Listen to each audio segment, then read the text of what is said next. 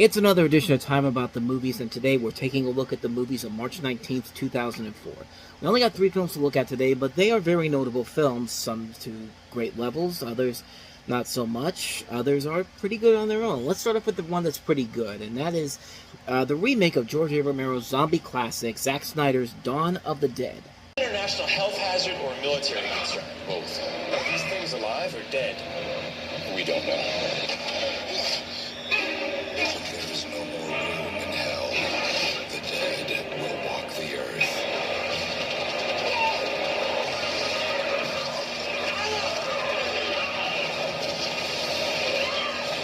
Dawn of the Dead. Rated R. Is everyone dead? Dead-ish. Starts March 19th.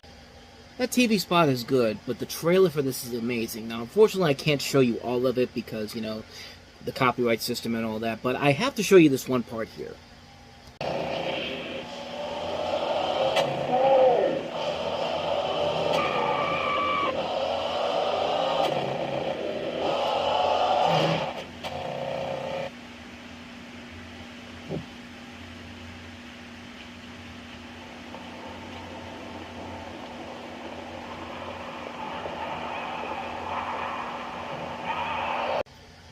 If anything's going to make you want to watch this movie, it's that damn trailer, especially when that scene pops up, when you think the trailer's just cut off altogether, and all of a sudden you see the zombie hands coming to the screen. I can't imagine what that was like, seeing it on the big screen for the first time, when those people saw that in the trailer. But, yeah, this is the remake of George A. Romero's classic movie, which, as you can tell, I've shown in my Movie Stop episodes, that the mall I go to is the Monroeville Mall, which is, of course, the original location of the setting where Dawn of the Dead is, and there's still a zombie museum there. I always say hi to my buddy George. His bust is right across from right on the bottom of where the zombie museum is at, which I've taken you before in a previous video.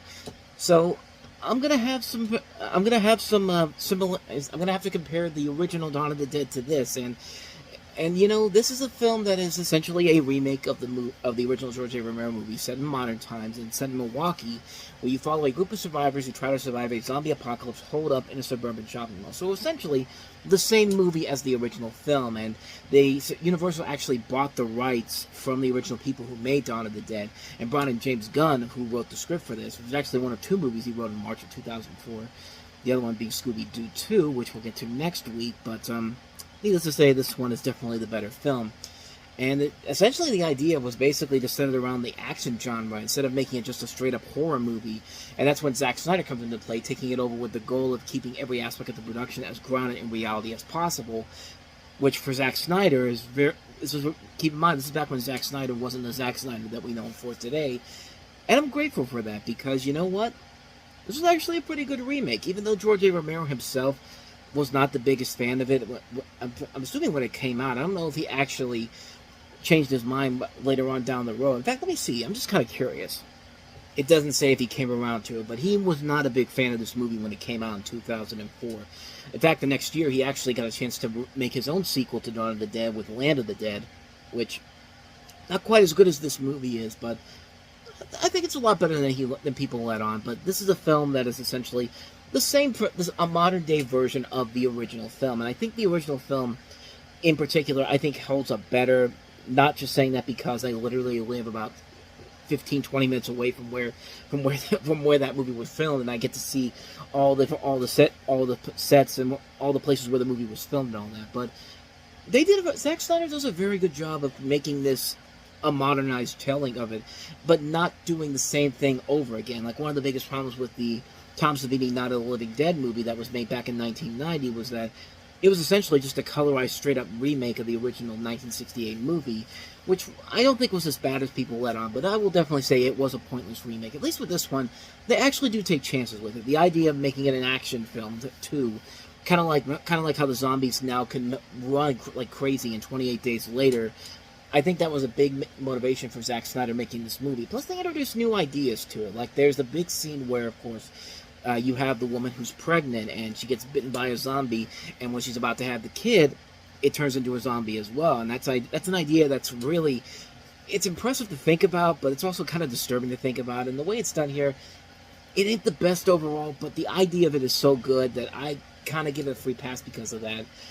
And the film itself is really good. I think it's a very good, straightforward retelling of the original film while giving it a modernized setting. The acting overall is really good. You got a lot of talent here. Sarah Polley, of course, went on to become an Oscar winner for writing. Ving Rhames is in here. Jake Weber, Mekhi Phifer. You know, a really strong cast overall in the movie that really makes this material work as well as it does. And, you know, it's a fun film. It's a really enjoyable movie. As somebody who grew up with the original, who knows much about the original Dawn of the Dead, I necessarily grew up with it because I didn't actually see the original Dawn of the Dead until much later on down the road. I think the first time I saw it was like in 2016, I think. 16, 17, I could be wrong on that, but it was around that time. But without a doubt, the original film I do think stands out as the best. But Zack Snyder made a pretty damn good remake of it. I think he did a very good job of modernizing it. There's great talent board with the casting, the writing, and the direction. I do think that carries the load better. It's in making a modern horror film, which is especially compared to some of the modern horror remakes we got after this. This one really was the best of the bunch, and it just really shows that, hey, Zack Snyder wasn't a hack director who was just making really bad movies just for the sake of really bad movies, because he's made some really, really bad movies the last couple of years, but this is back when he showed everybody what he could do, and does a pretty good job with it, honestly. I really like this movie. I think it's a very good film. I think you'll really find a lot to appreciate about it. It's a great modern retelling of the original story. I think it did its job better than the 90 Night of the Living Dead movie. I really like it. I thought it was really good, so that's Dawn of the Dead. So let's go ahead and move on to the bad film, and that is DJ Caruso's Taking Lives, starring Ethan Hawke and Angelina Jolie. I was a deeply disturbed person. Not was. Is. Taking lives. That's what Martin Asher's been doing for almost 20 years. His first victim he covered up with a car accident, and then he took the boy's identity. I saw him, and I can show you what he looks like. What did you tell the police about me? You have something that I want. Taking lives. Rated R. Starts Friday, March 19th. And again, I gotta show you this scene from the trailer because I'm sorry, that scene where the guy is pushing the guy in front of the bus is absolutely hilarious in the trailer. It could be, but my son died 19 years ago.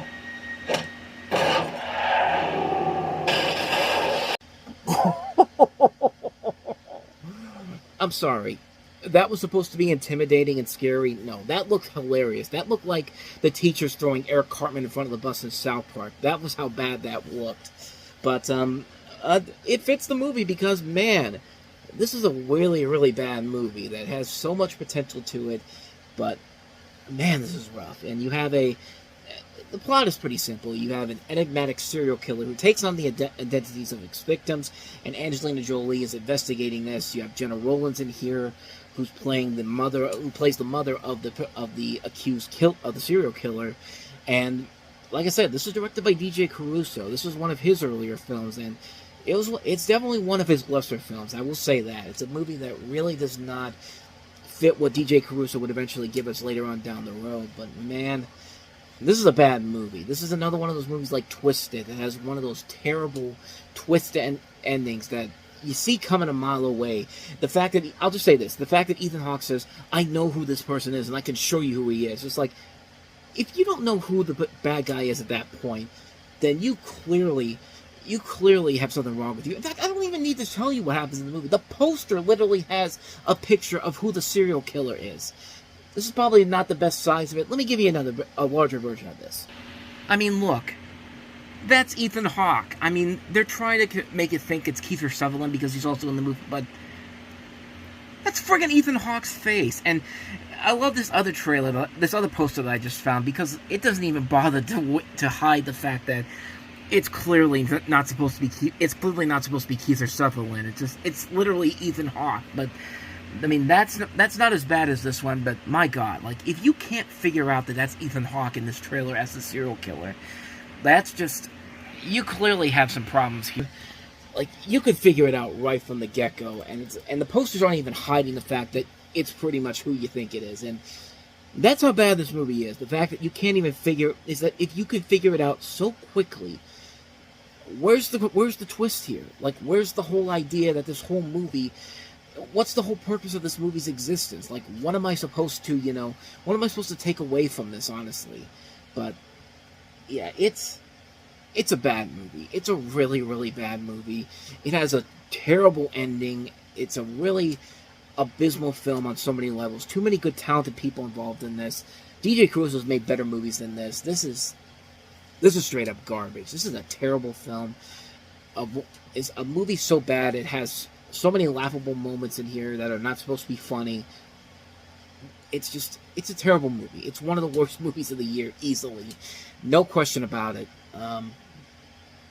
Excuse me. It's so bad that I can't even talk straight. But I digress. That is Taking Lives. So let's go ahead and end this on a high note with Eternal Sunshine of the Spotless Mind. And you know what? I've been trying to, screw it. I may get copyright claimed on this, but I'm sorry. I've got to show you this trailer because it's an amazing trailer. The following is a paid advertisement from Lacuna Incorporated. The views expressed do not reflect the opinions of the management of this theater. Hello, I'm Howard Mirziak, founder and president of Lacuna Incorporated.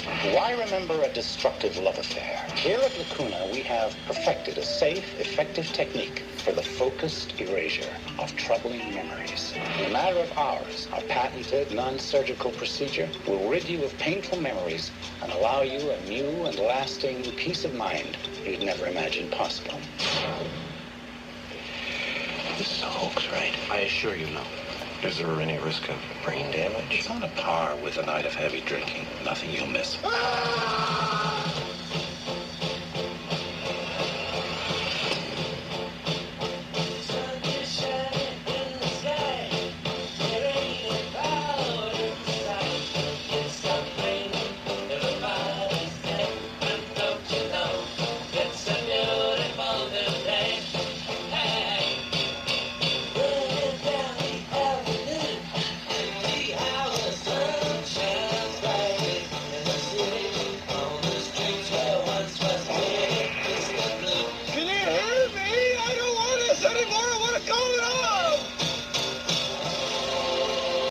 That's right, Universal. Give me the copyright claim now, because I know you're going to as soon as I put that up there. Not that it's going to get copyright. It's probably going to get copyright claimed anyway for some other stupid reason. Just as long as I don't have to mute the music or anything, which I might just end up doing afterwards. But I just had to show that trailer. That's a great trailer. You have the music of ELO, with Mr. Blue Sky, just a phenomenal trailer, and it gives you a great idea of what this movie is. This is easily the best movie released this weekend, and it follows two individuals, played by Jim Carrey and Kate Winslet, who undergo a memory erasure procedure to forget each other after the dissolution of their romantic relationship. And it uses elements of psychological drama, science fiction, and a non-linear narrative to explore the nature of memory and love. So it's kind of like the funny version of Total Recall, except not really funny, but it's less action-packed than Total Recall, but this is a classic movie. This is an amazing, amazing film. For Jim Carrey, this was a movie that really showed his range as an actor. He had tried his hand at dramatic roles beforehand with The Truman Show and The Majestic, and this was the one that really, I think, is his best overall dramatic performance. This is a great movie with him in it. Him and Kate Winslet work off each other so well. A phenomenal cast. Kirsten Dunst, Mark Ruffalo, Elijah Wood, Tom Wilkinson. A visual style that is so impressive to look at. Written by Charlie Kaufman, directed by Michel Gondry. Just everything about this movie just works so well. It's a great, great movie. It's easily one of the best movies of the decade, hands down. It's a movie that should have gotten a lot more attention than it deserved. Jim Carrey, the fact that for the second time in a great movie like this, he gets snubbed for an Academy Award. Come on, man. This is a guy that definitely deserved to be nominated up there, and just they don't want to nominate him because he's a funny guy, and clearly funny people can't be Academy Award winning actors. Jamie Foxx, Jamie Foxx, and hell, Robert Downey Jr. is a funny guy too, but I don't know. This is one of those. It's one of those things where it makes you really question the Academy Awards and if they show favoritism to other specific stars in particular. But it's just it's a great role because it's against type. It's against a type that really is not what we expect from Jim Carrey. He's not overselling it like he's doing in something like The Number 23 or in The Majestic, but he's actually playing a character. It's a great character in here. It's a great movie in general. It's a movie that I'm so glad has gotten the respect that it has deserved over the years, but man, It's an amazing movie. I can't recommend this one enough. I can't even really say too much more about it. It hasn't already been said already. Like, clearly, if you haven't seen Eternal Sunshine of the Spotless Mind, you need to get off your ass and go see it, because it's one of the greatest movies of all time. It's an amazing film, a visual splendor to look at, great performances, great writing, great direction, great music, great everything. Just, I love this movie to death. I would die for this movie pretty much. Eternal Sunshine of the Spotless Mind. I'm turning into Riley's in dream boyfriend from the Inside Out. I would die from this movie. Yeah, I don't know, but I do know that Eternal Sunshine of the Spotless Mind is a great movie. And so, with that said, we wrap up another edition of Time About the Movies, and we'll wrap March up next week with 4 movies, including the aforementioned Scooby-Doo 2, Monsters Unleashed, the Coen Brothers with their second movie in 6 months, this time with Tom Hanks and Marlon Wayans, the remake of The Lady Killers, Kevin Smith directing Ben Affleck and Liv Tyler in the more mainstream movie Jersey Girl, which was hoping to buck the trend of Ben Affleck's last couple movies, but didn't really work out as well as it did, as well as it probably should have. But and we also have DMX in Never Die Alone. So we'll take a look at those 4 movies all on the next episode. But until then, thank you so much for watching, and if you want to see more videos like this, please hit the plays on the next page, check out the previous episode, and also don't forget to hit the like and subscribe button if you want to see more videos like this on this channel. But wait! I don't know why I did that. I tried to try something a little bit different here, but seriously, wait a second. Before you head on out of here, don't forget to check out Time About the Movies Flashback. Coming up on there, we'll start at the beginning of February 1988 with 3 notable films.